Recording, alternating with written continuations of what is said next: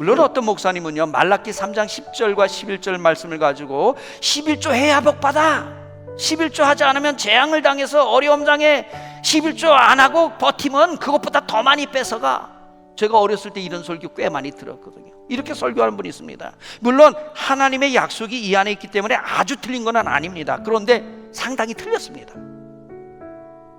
왜냐하면 우리 이 말라기 3장 10절과 11절은 그 당시의 배경과 왜 하나님이 이 말씀을 하셨는지를 우리가 의도를 숙고해 볼 필요가 있습니다. 이 말씀의 핵심은 11조를 해서 복받으라는 얘기가 아닙니다. 배경을 살펴보면 이스라엘 백성들조차도 너무 죄악 가운데 살면서 귀를 쳐닫고 하나님의 말씀은 도무지 알아들어 먹지를 않으니까 너무 답답해서 하나님께서 지금 강조하시는 말씀인데, 야, 니들이 나를 왕으로 인정하며 살아야 되는데 나를 왕으로 인정하지 않고 마음대로 사는데 11조를 통해서 물질의 주인 왕이 누군지를 좀 기억 좀 해라. 그래서 11조를 하면 내가 복을 쌓을 곳이 없도록 내려줄 텐데 정 못 믿겠으면 시험이라도 좀 해봐라. 얼마나 답답하면 이렇게 말씀하셨겠습니까?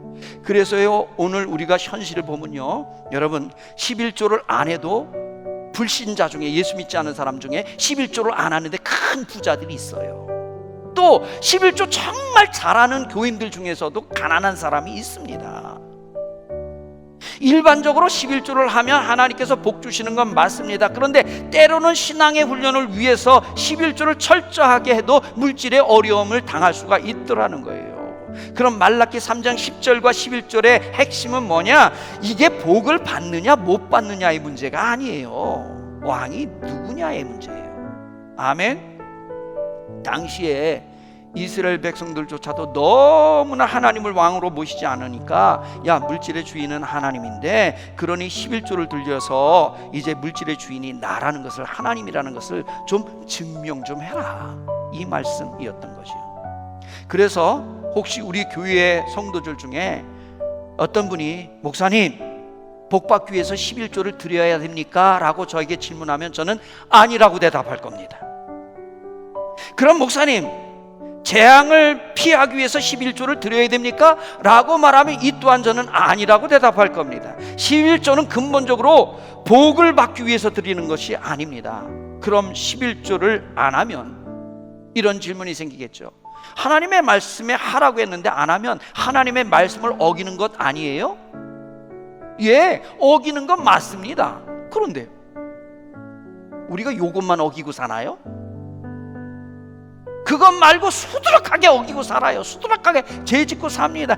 그러니 단지 11조 하나만 잘못하고 있는 게 아니에요. 그런데 다른 죄들은 다 무시하고 마음대로 살면서 내가 11조 철저히 했다고 하나님께 복 받을 거라고 생각하면 여러분, 이거 너무 유치하지 않아요? 그러니 복 받을 요량으로 11조 한다면 동기가 불순한 겁니다. 핀트가 안 맞습니다. 또는 재앙을 피해볼 요량으로 11조를 한다면 여러분, 그건 귀신이 무서워 섬기는 그런 귀신을 섬기는 거하고 뭐가 다르겠습니까?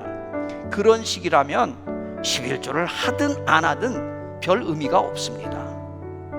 그런 의미에서 11조 했다면 그게 무슨 의미가 있으며, 참신앙은 그런 불순한 동기로 세워질 수 없다라는 것을 기억하시기를 축복합니다. 11조는 돈을 드리고 안 드리고의 문제가 아니라 하나님을 왕으로 인정하는 것의 문제입니다.